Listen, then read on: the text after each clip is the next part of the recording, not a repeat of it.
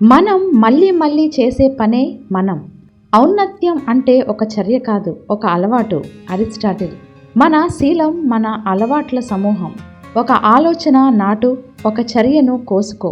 ఒక చర్య నాటు, ఒక అలవాటును కోసుకో. ఒక అలవాటును నాటు, శీలాన్ని కోసుకో. శీలాన్ని నాటు, భవితవ్యాన్ని అందుకో అనేది ఒక సూక్తి. మన జీవితంలో అలవాట్లనేవి చాలా శక్తివంతమైన అంశాలు. అవి మనలో కొనసాగి మన చేతనలోనూ చేతన రాహిత్యంలోనూ అనునిత్యం మనలో ఉండి మన శీలాన్ని, మన సమర్థతని, అసమర్థతని కూడా చూపిస్తాయి. ప్రముఖ విద్యావేత్త హొరెస్ మన్ చెప్పినట్లు, అలవాటు ఒక తాడు వంటిది. ప్రతిరోజు మనం దానిలో ఒక పోగుని పేనుతూ ఉండాలి, అప్పుడు అది దృఢమవుతుంది. అయితే ఆయన చెప్పిన ఆఖరి అంశంతో నేను ఏకీభవించలేను. ఎందుకంటే వాటిని మనం భంగం చేయవచ్చు, అలవాట్లను నేర్చుకోవచ్చు, మానుకోవచ్చు కూడా.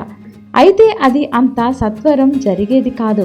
అలవాట్లు నేర్చుకోవడానికి గొప్ప నిబద్ధత, ఒక క్రమ పద్ధతి ఉండాలి.